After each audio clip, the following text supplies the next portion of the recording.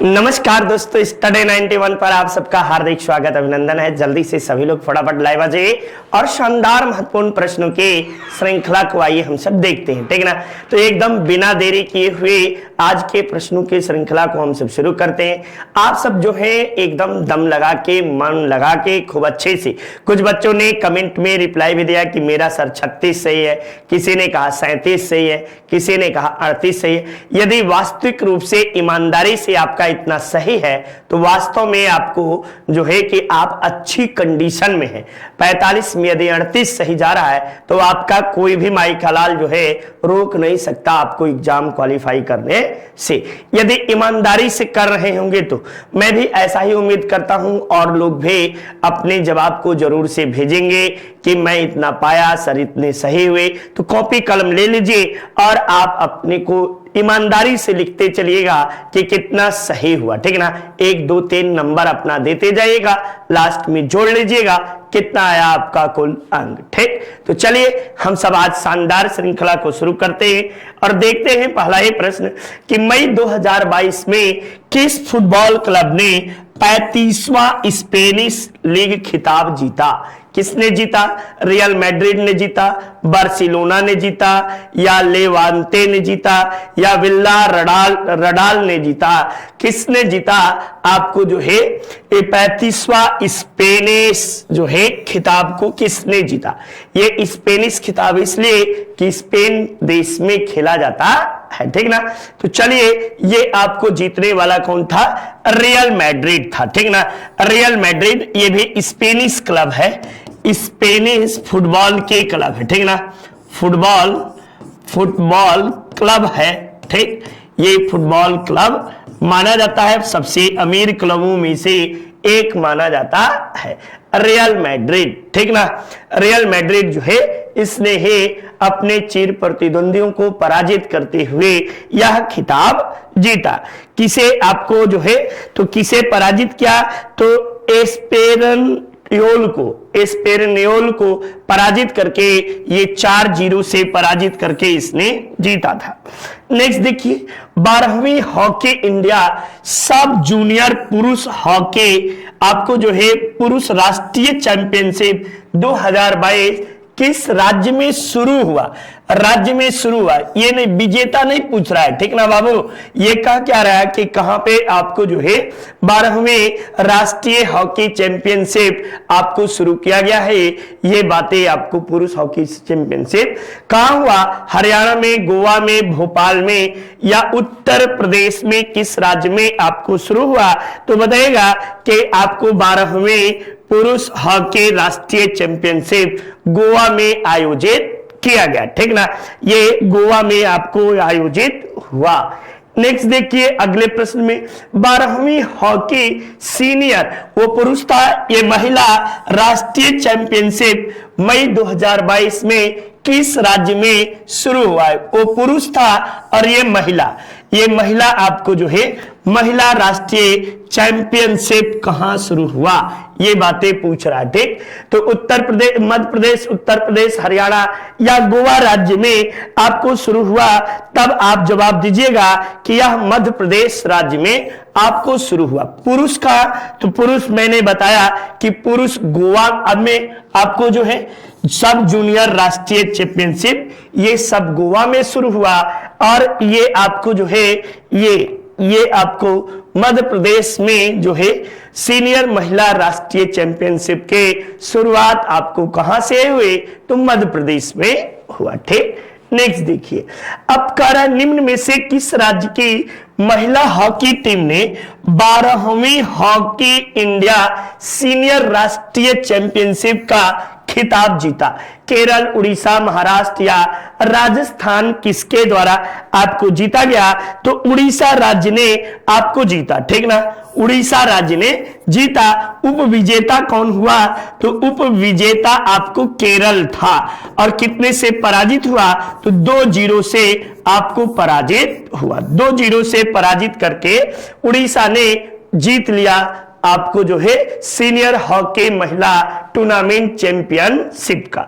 Next देखिए, hockey India सब junior महिला चैंपियनशिप किसने जीता?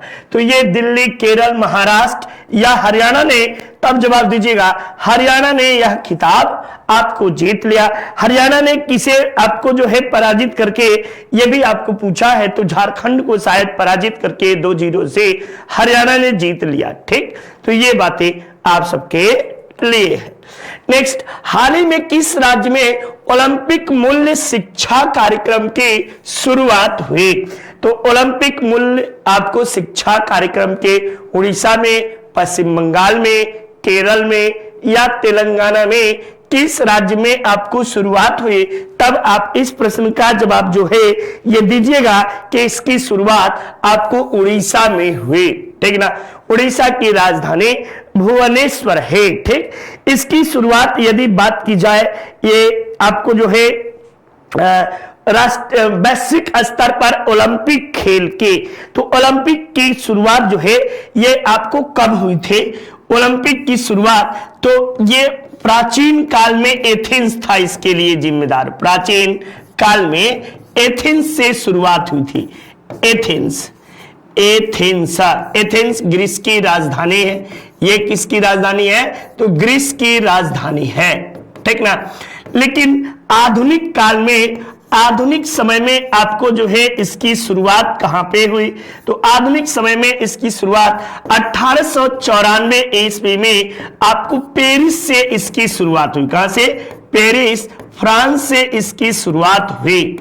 और इसकी यदि बात की जाए मुख्यालय की, तो इसका मुख्यालय लुसाने है। ठीक ना, मुख्यालय कहां है? तो लुसाने, स्विट्जरलैंड के लुसाने में आपको इसका मुख्यालय है। ये बातें याद किए रहिएगा, ये महत्वपूर्ण बातें है। ठीक, तो ये आपको जो है विश्व के 5 देश जो है, 5 महाद्वीपों में आपको यह खेला जाता है। चलिए नेक्स्ट देखिए, खुली अर्थव्यवस्था से क्या तात्पर्य है? खुली अर्थव्यवस्था, अर्थव्यवस्था आपको 2 प्रकार की होती है। अर्थव्यवस्था आपको there are 2 type of economics. ठीक ना, किसके आधार पर? तो आयात और निर्यात के आधार पर आपको 2 तरह के, एक आपको जो होती है बंद अर्थव्यवस्था, बंद अर्थव्यवस्था और दूसरी खुली अर्थव्यवस्था। ठीक ना, खुले अर्थव्यवस्था। ये 2 तरह के अर्थव्यवस्थाएं बच्चा आपको होते हैं। ये अब खुली अर्थव्यवस्था का मतलब जहां आयात और निर्यात दोनों जारी रहता है, उसे ही हम क्या कहते हैं? खुली अर्थव्यवस्था के नाम से जानते हैं। ठीक ना, आयात निर्यात सब कुछ एकदम खुला रहता है, जारी रहता है, उसे हम आपको जो है खुली अर्थव्यवस्था कहते हैं। और जहां न निर्यात आयात जारी नहीं रहता है, उसे हम बंद अर्थव्यवस्था के नाम से जानते हैं। ठीक, तो ये वीडियो शानदार तरीके से हमारे संस्था की ओर से लिखा गया है, इसे आप परचेज कर सकते हैं और जबरदस्त तरीके से मन लगाकर इसे पढ़ते भी जाइएगा, बिल्कुल घबराइएगा नहीं। ये आपकी सफलता में काफी अधिक सहायक सिद्ध होगा। ठीक ना, ये आपको वीडियो के जल्द ही पेपर होंगे। ठीक, अब देखिए बंद अर्थव्यवस्था किसे कहते हैं? तो जहां आयात और निर्यात ना हो उसे हम बंद अर्थव्यवस्था कहते हैं। जैसे उत्तर कोरिया की अर्थव्यवस्था। ठीक ना, उत्तर कोरिया की अर्थव्यवस्था। ठीक ना, ये बहुत हद तक उत्तर कोरिया की अर्थव्यवस्था आपको आयात निर्यात जहां नहीं होता है, वहीं पे आपको बंद प्रकार के अर्थव्यवस्था देखने को मिलती है। एक तरह से बंद अर्थव्यवस्था में तानाशाही रूप देखने को मिलता है। ठीक ना, चलिए नेक्स्ट देखिए, भारतीय अर्थव्यवस्था कैसी है? पूंजीवादी, समाजवादी, मिश्रित अर्थव्यवस्था या साम्यवादी? तब बताएगा कि भारतीय अर्थव्यवस्था जो है ये मिश्रित अर्थव्यवस्था है और दुनिया की सबसे बड़ी मिश्रित अर्थव्यवस्था है। दुनिया की सबसे बड़ी मिश्रित अर्थव्यवस्था, सबसे बड़ी मिश्रित अर्थव्यवस्था आपको जो है मिश्रित अर्थव्यवस्था के रूप में देखा जाता है भारतीय अर्थव्यवस्था को। जबकि पूंजीवादी अर्थव्यवस्था किसे कहते हैं? तो पूंजीवादी अर्थव्यवस्था उस व्यवस्था को कहते हैं बच्चा जिसमें आपको जो है सरकार सिर्फ नियम और कानून बनाते हैं और जो है कि सारी संस्थाओं पर बड़े बड़े पूंजीपतियों का अधिकार होता है। ये आपको जो है जैसे ज्यादातर यूरोपीय देश ज्यादातर यूरोपीय देश, ठीक ना, यूरोपीय देश जो है ये आपको इसके अंतर्गत है आते हैं, plus USA, plus Japan, plus आपको ऑस्ट्रेलिया, ये सभी देशों के अर्थव्यवस्था कैसी है? तो अर्थव्यवस्था आपको पूंजीवादी प्रकार की अर्थव्यवस्था है। वही आपको जो है साम्यवादी प्रकार की अर्थव्यवस्था जो है ये आपको जो है कहां पे है? तो ये रूस, चीन, उत्तर कोरिया, आपको वेनेजुएला, क्यूबा, वेनेजुएला, ये सभी देशों में आपको साम्यवादी प्रकार के अर्थव्यवस्था है। यानी सरकार आपको जो है नीति नियामक भी है और सारी संस्थाओं पर भी सरकार का ही नियंत्रण होता है, ठीक ना। तो ये अर्थव्यवस्था है। सर्वप्रथम राजकीय कृषि क्षेत्र के शुरुआत किस काल में हुई? ठीक ना, राजकीय कृषि के शुरुआत किस काल में हुई? मौर्य काल में, गुप्त काल में, विजयनगर में या बहमनी काल में? तब आप सब सामान्य तरीके से, शानदार तरीके से बताइएगा कि मौर्य काल में आपको जो है सर्वप्रथम राजकीय कृषि क्षेत्र की शुरुआत हुई, ठीक ना। कहां पे? तो सर्वप्रथम राजकीय कृषि क्षेत्र के शुरुआत आपको मौर्य काल में हुई, ठीक। तो ये मौर्य काल में आपको जो है कि मौर्य काल में राजकीय भूमि को सीता कहा जाता था। राजकीय भूमि कर को सीता कहा जाता था, ठीक ना, सीता, ठीक ना। इसके साथ साथ ही आपको जो है राजकीय भूमि के प्रधान को, राजकीय भूमि के प्रधान अधिकारी को, प्रधान अधिकारी या प्रधान अध्यक्ष को सीता अध्यक्ष के नाम से जाना जाता था, ठीक ना। वही कृषकों की भूमि के कर को, कृषकों के भूमि कर को, ठीक ना, भूमि कर को भाग कहा जाता था। क्या कहते थे?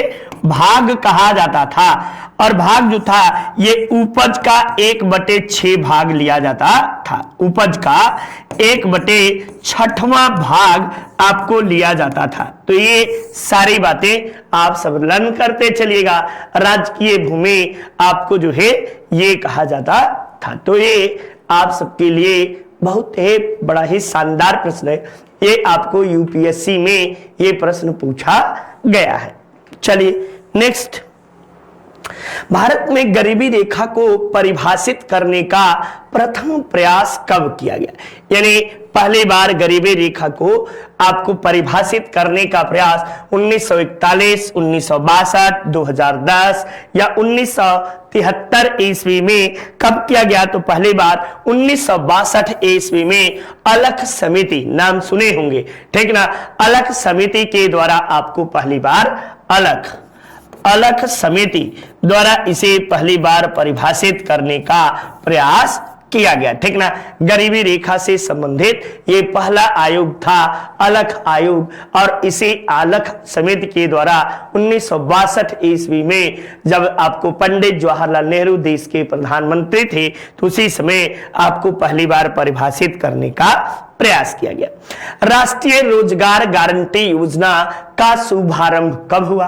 तो राष्ट्रीय रोजगार गारंटी योजना, जिसे हम नरेगा बोलते हैं, क्या कहते हैं? नरेगा। और नरेगा अधिनियम जो है, नरेगा अधिनियम कब आया? तो नरेगा अधिनियम जो है 1905 ईस्वी में, 2005 ईस्वी में आया। ये क्या था? तो ये 100 दिन रोजगार गारंटी योजना था। 100 दिन आपको जो था 100 दिन रोजगार गारंटी योजना।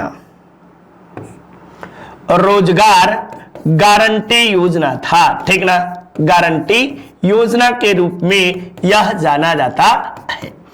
और ये आपको जो है ये योजना का शुभारंभ आपको कब किया गया, तो 2 फरवरी 2006 ईस्वी को आपको इसका शुभारंभ किया गया, ठीक ना। यानी प्रारंभ कब किया गया, प्रारंभ जो है तो 2 फरवरी 2006 को। संपूर्ण भारत में आपको जो है कब लागू किया गया, संपूर्ण भारत में तब देगा कि अप्रैल 2008 ईस्वी में इसे संपूर्ण भारत में लागू किया गया, ठीक ना। अप्रैल 2008 ईस्वी में आपको जो है लागू किया गया ये, ठीक, 1 अप्रैल 2008। और इसका नाम कब परिवर्तित किया गया, तो आपको जो है 2 अक्टूबर 2009 को इसका नाम परिवर्तित करके मनरेगा कर दिया गया, मनरेगा कर दिया गया, ठीक ना, कर दिया गया। ये बातें याद रखिएगा। मनरेगा हो गया महात्मा गांधी राष्ट्रीय रोजगार गारंटी अधिनियम, ठीक। वर्तमान समय में सबसे अधिक आपको जो है कि 100 दिन रोजगार गारंटी योजना के तहत आपको सबसे अधिक वेतन कहां दिया जा रहा है, तो हरियाणा से दिया जा रहा है, ठीक। चलिए नेक्स्ट देखिए, राष्ट्रीय ग्रामीण आजीविका मिशन के शुरुआत कब हुए, ये 25 सितंबर 2016, 3 जून 2011, 25 सितंबर 2014 या इनमें से कोई नहीं। तब देगा 3 जून 2016 ईस्वी को आपको राष्ट्रीय ग्रामीण आजीविका मिशन की शुरुआत की गई।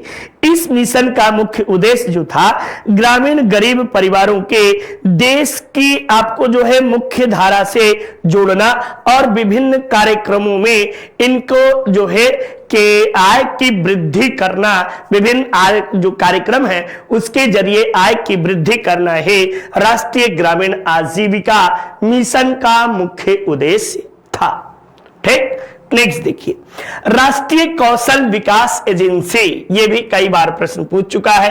राष्ट्रीय कौशल विकास एजेंसी का गठन सितंबर 2008, जून 2011, जून 2013, अगस्त 2015 ईस्वी में कब किया गया, तब आप बताइएगा कि इसका गठन जो है यह जून 2013 ईस्वी में मनमोहन सरकार के द्वारा आपको 12वीं पंचवर्षीय योजना के दौरान किया गया, ठीक ना।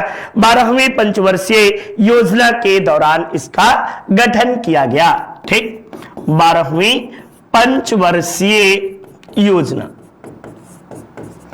चलिए एकदम शानदार तरीके से ये समय देश के प्रधानमंत्री कौन थे, तो पीएम आपको मनमोहन सिंह जी थे, मनमोहन सिंह जी, ठीक ना।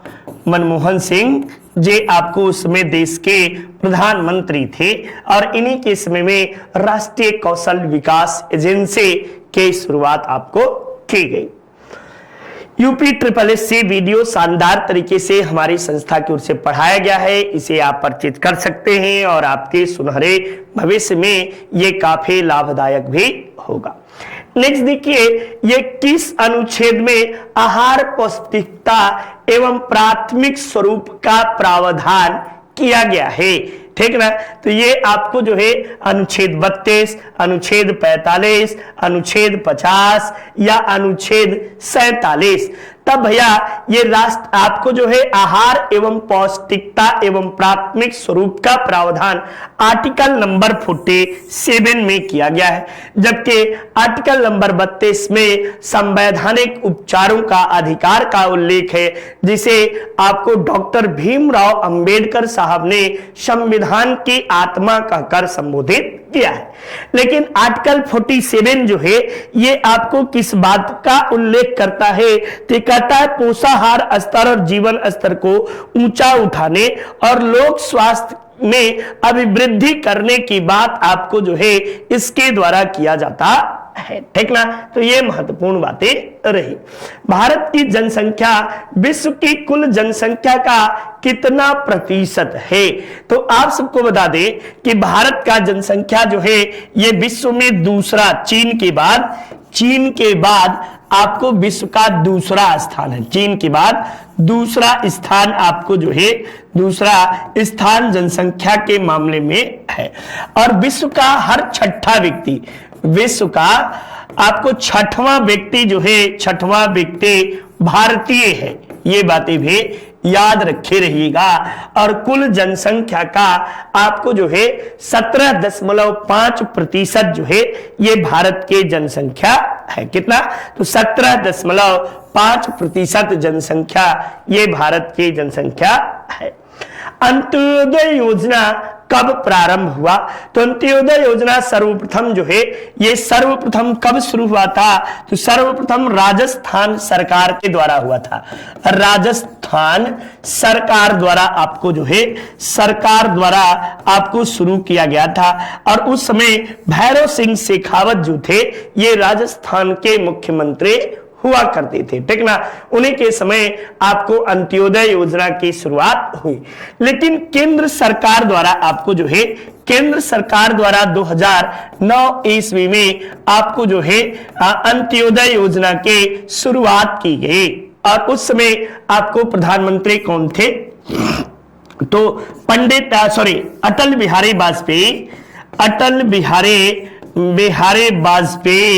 वाजपेयी द्वारा यह योजना आपको शुरू किया गया था, ठीक ना। तो इस समय आपको पूछ सकता है कि कैवी पंचवर्षीय योजना चल रही थी? तो इस समय बच्चा आपको जो है 9वीं पंचवर्षीय योजना के दौरान इसकी शुरुआत हुई। 9वीं पंचवर्षीय योजना आपको जो है योजना चल रहे थे। और अंत्योदय योजना को अब नाम परिवर्तित करके पंडित दीनदयाल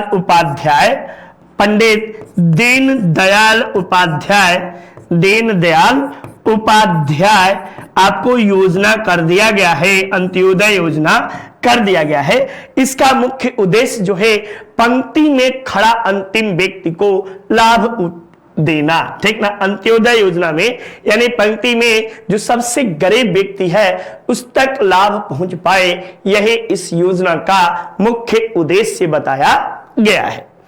नेक्स्ट देखिए, भारतीय खाद्य निगम के स्थापना आपको कब हुए? तो 14 जनवरी 1965 ईस्वी को भारतीय खाद्य निगम के स्थापना हुई। और ये आपको किसके तहत?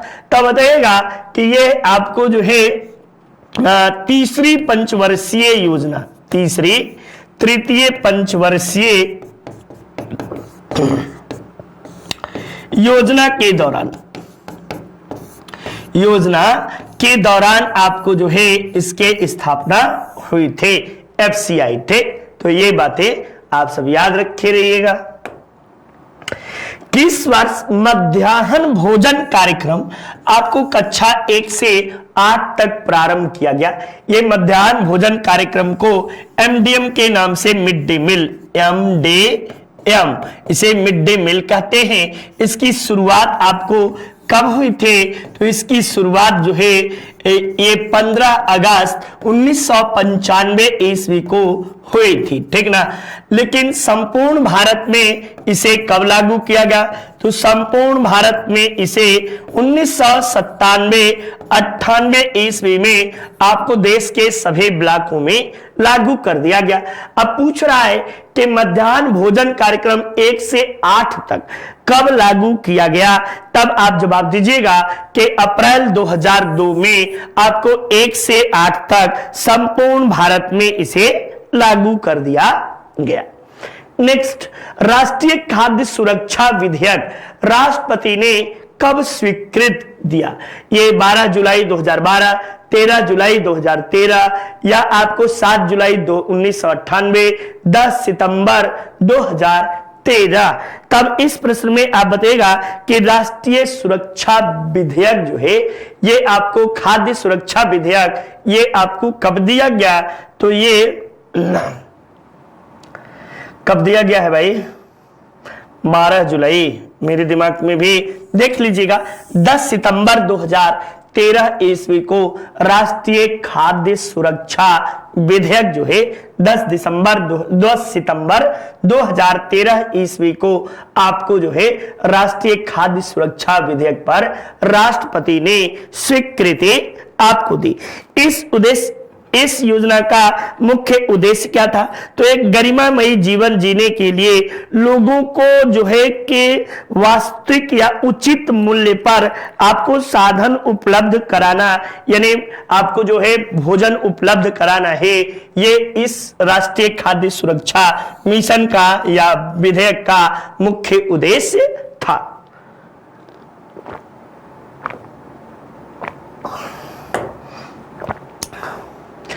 नितिन सर के द्वारा जबरदस्त तरीके से एकदम हिंदी लिखा गया है, आप इसे परचेज कर सकते हैं और आपके सुनहरे भविष्य में ये काफी फायदेमंद भी होगा। आशा यही करते हैं कि आप सबको कहीं से भी कोई भी दिक्कत नहीं आएगी। हरित क्रांति का प्रभाव किस फसल पर सर्वाधिक पड़ा? तो ये प्रश्न आप सबको बताने की जरूरत नहीं है। वैसे भारत में या विश्व स्तर पर, वैश्विक स्तर पर, विश्व स्तर पर हरित क्रांति के जनक, ठीक ना, हरित क्रांति के जनक ये सबको पता है। क्रांति के जनक कौन है? तो नॉर्मन बोरलॉग है, ठीक, नॉर्मन बोरलॉग ये कहां के हैं? तो नॉर्मन बोरलॉग यूएसए के हैं। लेकिन विश्व स्तर पर हरित क्रांति की शुरुआत कहां से हुई थी? तो ये आपको जो है कि मैक्सिको से हुई थी और 1950 के दशक में मैक्सिको से शुरुआत हुई। भारत में, यानी भारत में हरित क्रांति के जनक कौन है? तो बताइएगा एम.एस. स्वामीनाथन, एम.एस. स्वामीनाथन, ठीक ना, स्वामीनाथन को कहा जाता है। इससे पूछा है कि सर्वाधिक प्रभावित फसल, यानी प्रभावित आपको फसल कौन सी थी? तो सबसे अधिक गेहूं थी और इसके बाद आपको दूसरे नंबर पे धान थे। और प्रभावित क्षेत्र कौन सा था बच्चा? तो प्रभावित क्षेत्र भी आप बता दीजिएगा। और ये आपको जो है पंजाब था, हरियाणा था, ठीक ना, हरियाणा था और आपको जो है पश्चिमी उत्तर प्रदेश, पश्चिमी यूपी जो था ये आपको इसका केंद्र था। किस विश्वविद्यालय से शुरुआत हुई थी? तो विश्वविद्यालय आपको जो है विश्वविद्यालय से भारत में इसकी शुरुआत हुई। तो पंडित आपको जो है गोविंद वल्लभ पंत कृषि विश्वविद्यालय पंतनगर, ठीक ना, पंतनगर इसका आपको जो है जननी माना जाता है, केंद्र माना जाता है। कब हुआ था? तो 1960 के दशक में, ठीक, भारत में 1960 के दशक में भारत में इसकी शुरुआत हुई। तो ये महत्वपूर्ण बातें आप सबके लिए है और आप जो है एकदम शानदार तरीके से, जबरदस्त तरीके से आप सब पढ़ते चलिए, देखते चलिए महत्वपूर्ण प्रश्नों की श्रृंखला को, ठीक। तो ये आपके सुनहरे भविष्य में काफी सहायक भी होगा। सबसे पहले किसने द्वितीय हरित क्रांति की बात कही थी? तो द्वितीय हरित क्रांति की बात सर्वप्रथम अटल बिहारी वाजपेयी ने, मनमोहन सिंह ने, एम.एस. स्वामीनाथन ने या एपीजे अब्दुल कलाम ने? तो द्वितीय हरित क्रांति की बात एपीजे अब्दुल कलाम के द्वारा आपको कहा गया था। द्वितीय हरित क्रांति की यदि शुरुआत की बात की जाए तो इसका शुरुआत जो दूसरा चरण है, ये दूसरा चरण आपको जो है, दूसरा चरण, इसकी शुरुआत आपको 2010-11 ईस्वी में, 11-12 में या 10-11 में देख लीजिएगा, 11-12 में आपको द्वितीय हरित क्रांति की शुरुआत हुई थी। ये दूसरा चरण था, ठीक। राष्ट्रीय बीज निगम की स्थापना कब हुई थी? 1963, 67, 74 या 1982 ईस्वी में? तब बताएगा कि 1963 ईस्वी में राष्ट्रीय बीज निगम की स्थापना हुई थी और ये हरित क्रांति में इसका बड़ा ही भूमिका था, ठीक ना। हरित क्रांति में इसकी बहुत बड़ी भूमिका थी। पहली औद्योगिक नीति के घोषणा कब की गई? तो आजादी के बाद प्रथम औद्योगिक नीति ये 1948 ईस्वी में प्रथम औद्योगिक नीति आई, ठीक ना। ये प्रथम औद्योगिक नीति 1948 ईस्वी में आपको आई। नेक्स्ट, भारत में स्वीकृत एकमात्र जेनेटिक मॉडिफाइड आपको फसल कौन सी मानी जाती है? तो एकमात्र स्वीकृत मॉडिफाइड जेनेटिक फसल के रूप में भैया कपास आता है, ठीक ना। वीटी कपास, अब तो वीटी बैगन भी आ गया है, लेकिन आपको जो है प्रश्न के अनुसार एकमात्र स्वीकृत मॉडिफाइड फसल कपास को माना गया है, ठीक। तो ये महत्वपूर्ण बातें हुई। नेक्स्ट देखिए अगले प्रश्न में, मुद्रास्फीति क्या है? तो मुद्रा के मूल्य में गिरावट और वस्तुओं के कीमत में वृद्धि, ये दोनों ही बातें मुद्रास्फीति कहलाती है, ठीक ना। यानी जब किसी भी वस्तु की कीमत में गिरावट, वस्तु की कीमत में वृद्धि हो जाए और मुद्रा में गिरावट हो जाए, तो इस कंडीशन को मुद्रास्फीति के नाम से जानते हैं। यानी आप कह सकते हैं कि जब आपको जैसे देखते होंगे कि गर्मी का मौसम है, टमाटर का भाव 80 रुपए किलो हो गया, ठीक ना। और यानी जो टमाटर 8 रुपए किलो ठंडी में मिलता है वो 80 रुपए किलो चला गया। तो जाहिर सी बात है कि जब वस्तु की कीमत में वृद्धि हो जाएगी और रुपए की कीमत में कमी आ जाएगी, यानी 1 किलो जहां 80 रुपए में 8 किलो टमाटर लेती थी, वही 80 रुपए में 1 किलो टमाटर लेंगे, तो जाहिर सी बात है कि यह कंडीशन जो है मुद्रास्फीति आपको कहलाती है, ठीक। यानी लोग जो है थैले में पैसा लाएंगे और पॉकेट में सामान ले जाएंगे, ठीक ना। थैले में पैसा आए और पॉकेट में सामान जाए, तो यही मुद्रास्फीति की कंडीशन कहलाती है। यूपी पुलिस कांस्टेबल का शानदार तरीके से हमारे संस्था की ओर से पढ़ाया गया है, आप इसे परचेज कर सकते हैं, साथ ही साथ आप इसे शानदार तरीके से पढ़ भी सकते हैं। किस औद्योगिक नीति में उदारीकरण की प्रक्रिया चलाई गई थी? तो उदारीकरण की प्रक्रिया जिसे आपको ग्लोबलाइजेशन, आपको लिबरलाइजेशन यानी LPG, लिबरलाइजेशन, प्राइवेटाइजेशन और ग्लोबलाइजेशन यानी उदारीकरण, उदारीकरण के निजीकरण, निजीकरण और आपको वैश्वीकरण, वैश्वीकरण की बातें, इसकी शुरुआत जो है ये सब बातें 1991-92 ईस्वी में आपको नई आर्थिक नीति, नई आर्थिक नीति के तहत आपको इसकी शुरुआत की गई थी। इस मॉडल को आपको जो है मॉडल क्या कहते हैं? तो इस मॉडल को राव मनमोहन मॉडल, राव मनमोहन मॉडल के नाम से आपको जाना जाता है। और इस नीति के जनक कौन है? तो जनक मनमोहन सिंह है, ठीक ना। मनमोहन सिंह जो है यहीं से जनक हैं और भारत में FDI की शुरुआत की भी आधारशिला जो है यहीं से रखी जाती है। 1991 में नई आर्थिक नीति, उदारीकरण आपको जो है की बातें की जाती हैं, ठीक। चलिए, उत्तर प्रदेश में नागरिक सुरक्षा निर्देशालय की स्थापना जो है कहां किया गया है? वाराणसी, कानपुर, आगरा या लखनऊ में? तब बताएगा कि इसके स्थापना लखनऊ में हुआ है। कहां पे? लखनऊ में आपको इसकी स्थापना हुई है। प्रधानमंत्री जनधन योजना ये 1000 बार भारत ने दुनिया की सबसे बड़ी योजना थी और इसकी शुरुआत 28 अगस्त 2014 ईस्वी से आपको इसकी शुरुआत की गई थी, जनधन योजना, ठीक। नेक्स्ट, स्वावलंबन योजना का कार्यान्वयन उत्तर प्रदेश, याद रखिएगा, ठीक ना, उत्तर प्रदेश राज्य द्वारा कब किया गया? 1947, 96, 1975, 1996, यानी 1996 और 1996 दो बार दे दिया है।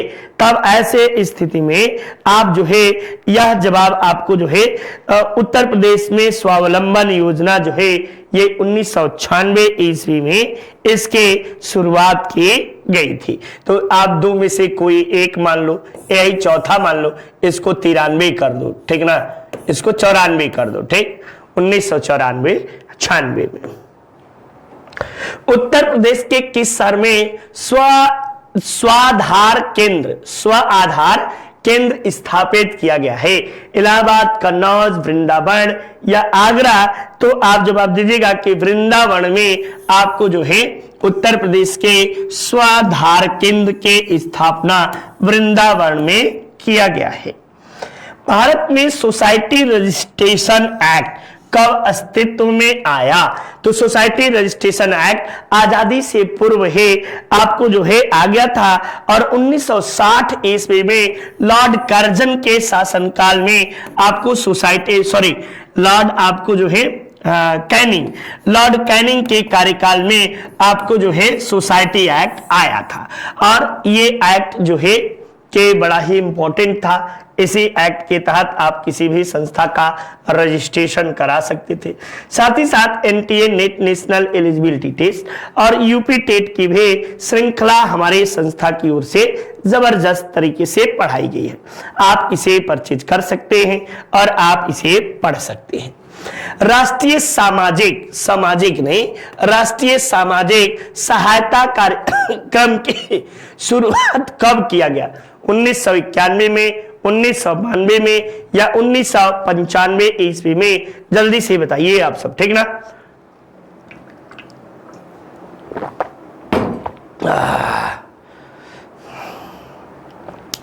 इसकी शुरुआत कब की गई? तो आपको राष्ट्रीय सामाजिक सहायता कार्यक्रम, चलिए, तो इसकी शुरुआत 1995 ईस्वी में राष्ट्रीय सहायता आपको जो है सामाजिक सहायता कार्यक्रम की किया गया। भूमि सुधार सर्वप्रथम कब लागू हुआ? 1000 बार आप सबको बताए हैं कि 1991, 51, 53, 56 या 58। तो 1951 ईस्वी में भूमि सुधार सर्वप्रथम लागू हुआ। और आपको जो है भूमि सुधार अधिनियम जो है, भूमि सुधार अधिनियम ये आपको जो है 1951 में ये संविधान का प्रथम संवैधानिक संशोधन है, प्रथम संवैधानिक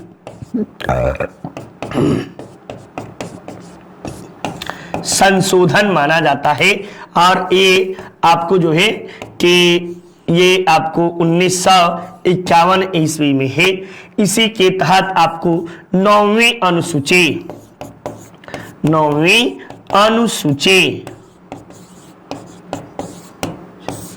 जोड़ा गया, ठीक ना।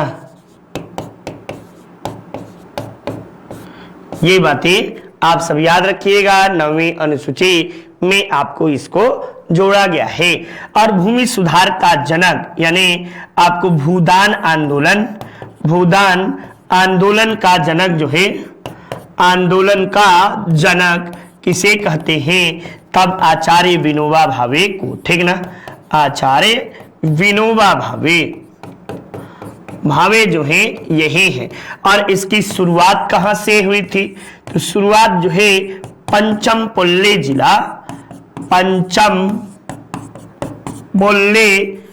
जिला तेलंगाना, ठीक ना, तेलंगाना।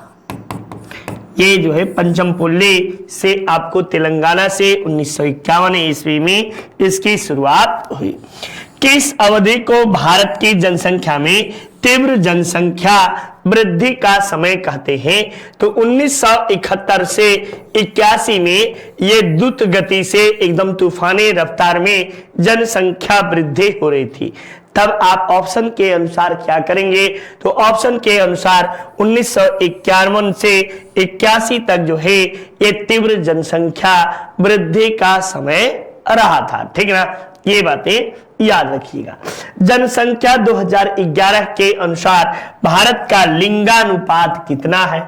तो 943 पर, यानी 1000 महिलाओं पर 943 पुरुष जो हैं, यही आपको भारत का लिंगानुपात है। ठीक ना, 1000 पर 943 आपको जो है यही भारत का लिंगानुपात है।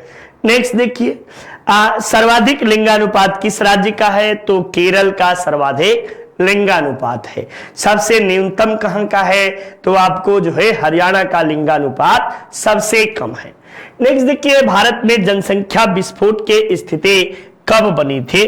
तो जनसंख्या विस्फोट जो है ये आपको ऑप्शन के अनुसार देखा जाए तो 1961 से 71, लेकिन वास्तव रूप से देखा जाए तो 1971 से 81 ऑप्शन में रहता तो ये ज्यादा नियरेस्ट आंसर होता। ठीक ना, लेकिन ये आपको करीब होने के कारण आप इसे लगाओगे, लेकिन सबसे विस्फोट की स्थिति 71 से 81 के बीच आपको रही।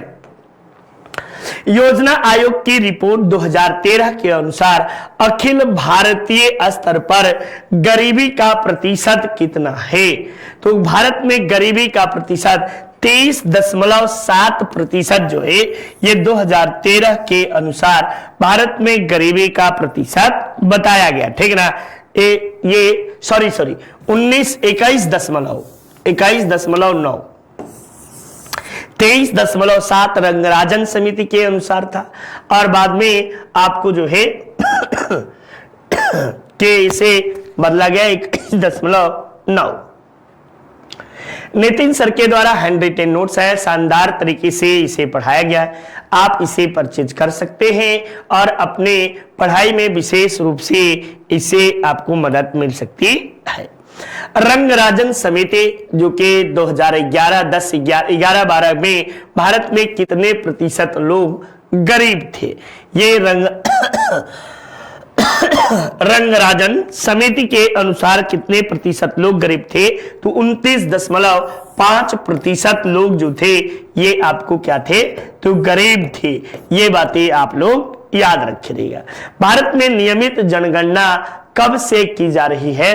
तो नियमित जनगणना आपको जो है 1981 से आपको दशकीय जनगणना जो बोलते हैं, दशकीय जनगणना। ठीक ना, जनगणना आपको यहीं से शुरू की जाती है। किसके समय में? तो लॉर्ड आपको रिपन के कार्यकाल में। रिपन सर्वप्रथम आपको कब हुआ? तो सर्वप्रथम आपको जनगणना 1972 ईस्वी में लॉर्ड मेयो के कार्यकाल में, लॉर्ड मेयो के कार्यकाल में आपको हुआ। और 1921 जनसंख्या का महान विभाजक वर्ष, जनसंख्या का महान विभाजक वर्ष के रूप में इसे जानते हैं। इसमें जनसंख्या जो थे माइनस में चली गई थी, जनसंख्या न्यूनतम यानी माइनस में आपको जो है हो गई थी। ये बातें याद रखे रहिएगा। भारत की जनगणना का इतिहास में महान विभाजक वर्ष किसे कहते हैं? तो अभी मैंने बताया कि 1921 को जनसंख्या के इतिहास में, यानी भारतीय जनसंख्या के इतिहास में महान विभाजक वर्ष के रूप में जाना जाता है। आईपीएल 2022 का फाइनल मैच किस स्टेडियम में खेला गया? तो नरेंद्र मोदी आपको स्टेडियम अहमदाबाद में खेला गया, जो कि विजेता कौन बना? तो गुजरात टाइटंस जो है यही आपको विजेता बना। ठीक ना, इसने राजस्थान रॉयल्स को पराजित करके आपको कप को जीता। हाल ही में IBSA जूडो ग्रांड प्री में भारत ने पहला पदक जीता। यह खेल कहां आयोजित किया गया है? तो आपको बता दीजिएगा कि नूर सुल्तान कजाकिस्तान में आपको जो है ये जूडो खेल का आयोजन किया गया था। ठीक ना, जूडो खेल का आयोजन जो है नूर सुल्तान में किया गया था। हाल ही में formula 1 race grand prix Monaco 2022 किसने जीता? तब आप बताइएगा कि इसको जीतने वाला सर्जियो पेरेज है, ठीक ना। सर्जियो पेरेज जो है इन्होंने ही जीता है और ये रेड बुल के ड्राइवर हैं, ठीक ना। रेड बुल जैसे फरारी होती है वैसे रेड बुल होता है, रेड बुल के ड्राइवर सर्जियो पेरेज ने यह जीता। ISSF विश्व कप 2010 10 मीटर एयर राइफल्स स्पर्धा में भारत ने किसे हराकर स्वर्ण पदक आपको जीता है? तब आप जवाब दीजिएगा कि पोलैंड, डेनमार्क, जापान या क्रोएशिया। तो डेनमार्क को पराजित करके भारत ने एयर राइफल स्पर्धा में आपको पदक को जीत लिया है, ठीक। तो ये महत्वपूर्ण प्रश्नों की श्रृंखला आप सबके सामने रही, ठीक ना।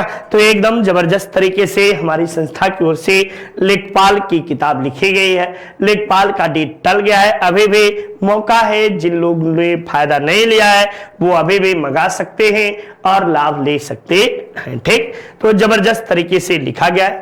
तो चलिए आप सबके लिए धन्यवाद, आप सबका दिन मंगलमय हो। इन्हीं कामनाओं के साथ जय हिंद, जय भारत, शुभ संध्या आप सबको, नमस्कार, ठीक ना।